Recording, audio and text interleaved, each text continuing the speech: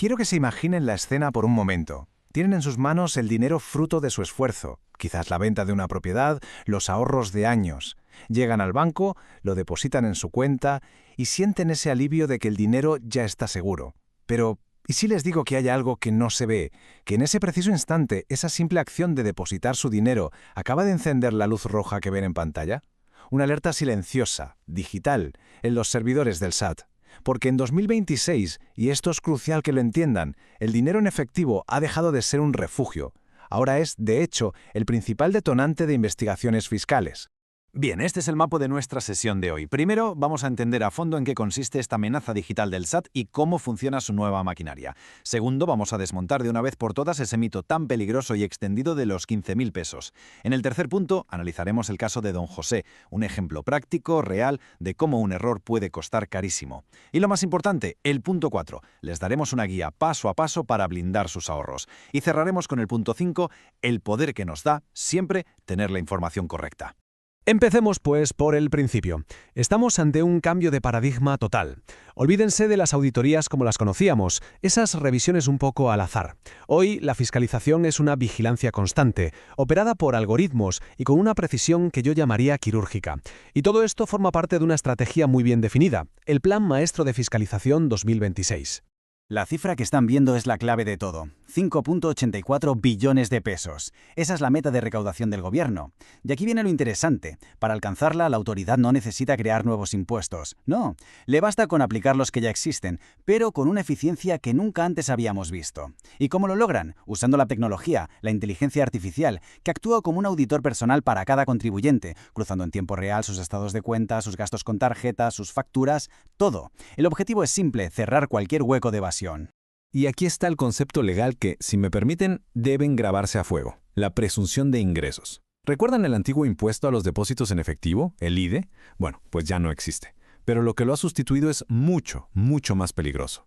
Significa, en pocas palabras, que por ley, cualquier depósito en su cuenta del que el SAT no pueda ver un origen claro y perfectamente documentado, con una factura, con una declaración, es considerado automáticamente una ganancia. Una ganancia por la que, presume la autoridad, no se pagó el impuesto correspondiente. Y sobre esa ganancia presumida se les va a exigir el impuesto, las multas y los recargos. Su dinero se puede convertir de la noche a la mañana en una deuda fiscal. Pasemos ahora a la segunda parte, donde vamos a tirar abajo una de las creencias populares más dañinas que existen en materia fiscal. Ese famoso mito de que mientras no se superen los 15.000 pesos no pasa absolutamente nada. A ver, la ley es clara. Los bancos están obligados a informar al SAT sobre las cuentas que en un mes acumulen más de 15.000 pesos en depósitos de efectivo. Y de aquí nace el mito. Mucha gente piensa, pues muy fácil, deposito 14.000 en este banco y otros 10.000 en aquel otro y así no me detectan. Déjenme decirles algo con toda claridad. En 2026 esa estrategia es un error garrafal. La inteligencia artificial del SAT no ve cuentas de bancos por separado. Ve una sola cosa, su RFC, su clave de contribuyente. El sistema de forma automática suma todos los depósitos en efectivo que se le hagan, da igual en qué banco sea o en cuántas partes lo divida. Para el algoritmo, 14.000 más 10.000 son 24.000. El umbral se ha superado y la alerta, la luz roja, se ha generado. Intentar pituferar o dividir los depósitos es, a ojos del sistema, completamente inútil. Y hay otra pieza en este gran rompecabezas de recaudación automática: la tasa de retención sobre los ahorros. ¿Qué significa esto en cristiano? Muy sencillo, que por ley, el banco, de forma automática, le retiene una parte de los intereses que su dinero genera y se la entrega directamente al SAT. Es, en la práctica, un cobro preventivo, un pago de impuestos por adelantado sobre su propio capital. Es otra demostración de cómo el sistema está diseñado para recaudar de forma constante, silenciosa y directamente desde sus cuentas, sin que apenas nos demos cuenta. Para que todo esto no se quede en la teoría, en conceptos abstractos, permítanme que lo ilustremos con una historia. Es un caso ficticio, sí, pero es técnicamente plausible y está basado en las consultas que vemos todos los días. Vamos a conocer la historia de Don José y cómo un solo error de juicio, uno solo, puso en jaque el patrimonio de toda su vida. Pónganse en situación. Don José, un ingeniero retirado de 67 años, que recibe puntualmente su pensión mensual en su cuenta de ahorros de siempre. A principios de 2026 vende un pequeño terreno que había comprado hace muchísimos años. Lo vende por 450.000 pesos. El comprador, para evitarse líos, le paga en efectivo. Y aquí, justo aquí, empieza el problema. Don José, con toda la buena fe del mundo, va a su banco y deposita ese fajo de billetes en la misma cuenta donde recibe su pensión. Y lo hace pensando dos cosas. Primero, es mi dinero. Y segundo, aquí está seguro. Como vamos a ver, ambas ideas resultaron ser terriblemente incorrectas. El resultado fue sencillamente devastador. 3 meses después, don José se encontró en su buzón tributario, ese que a veces no revisamos, una carta invitación. El SAT le informaba de una discrepancia fiscal. Esto, traducido, significa que el sistema había detectado que depositó mucho más dinero del que había declarado como ingreso. Para el SAT, su pensión no cuadraba con ese enorme depósito en efectivo. Así que, aplicando la famosa presunción de ingresos, la autoridad le exigía el pago de casi 130.000 pesos. Esta cifra se componía del impuesto que supuestamente no pagó, de las actualizaciones, que es el ajuste por inflación, y de los recargos, que son los intereses por no haber pagado a tiempo.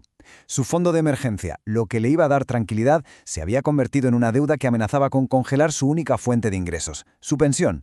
Analicemos juntos los 3 errores técnicos, los 3 errores fatales que cometió don José para que nadie más caiga en ellos. Primero, contaminación de la pensión. La cuenta donde se recibe la pensión debería ser sagrada, intocable, solo para eso. Al meter ahí un ingreso extraordinario e inefectivo, rompió el blindaje legal de esa cuenta y la puso inmediatamente en el radar del SAT. Segundo error, error de materialidad. En el mundo fiscal de hoy, digital, la palabra o un recibo simple no valen nada. Solo valen los documentos formales. Don José necesitaba un contrato de compraventa pasado ante notario para demostrar de dónde venía ese dinero. Sin ese papel, para el algoritmo del SAT era dinero de origen desconocido.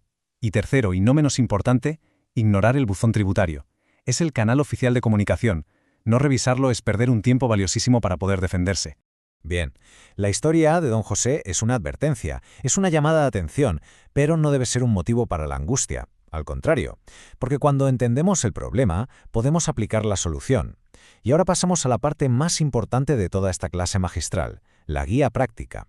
Aquí tienen 5 pasos, 5, técnicos y legales, para proteger sus ahorros de forma efectiva.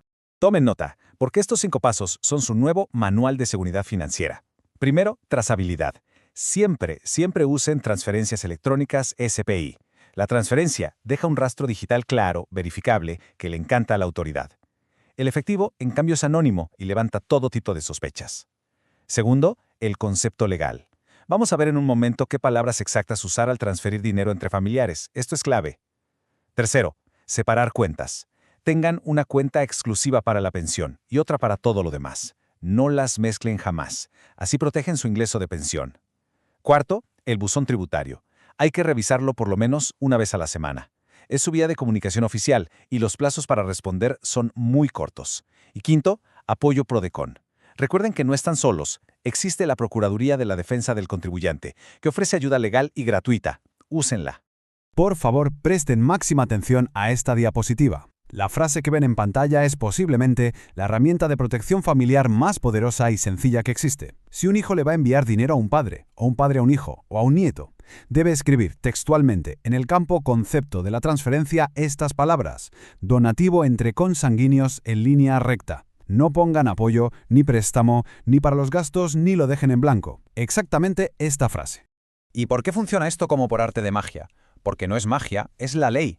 El algoritmo del SAT está programado para buscar palabras clave. Si en el concepto lee pago o deuda, o si está vacío, puede interpretarlo como un ingreso por el que hay que pagar impuestos. Pero si lee donativo entre consanguíneos en línea recta, se activa un escudo legal. Con esa simple frase, están invocando directamente el artículo 93 de la Ley del Impuesto sobre la Renta. Y este artículo dice, con toda claridad, que los donativos entre padres, hijos y abuelos están completamente exentos de impuestos, sin importar el monto. Esta frase le está diciendo al sistema: atención, esto no es un ingreso, es un apoyo familiar que está protegido por la ley. Y con esto llegamos a nuestra conclusión. El poder de fiscalización del SAT en 2026 es inmenso, es tecnológico y es constante. Eso es un hecho.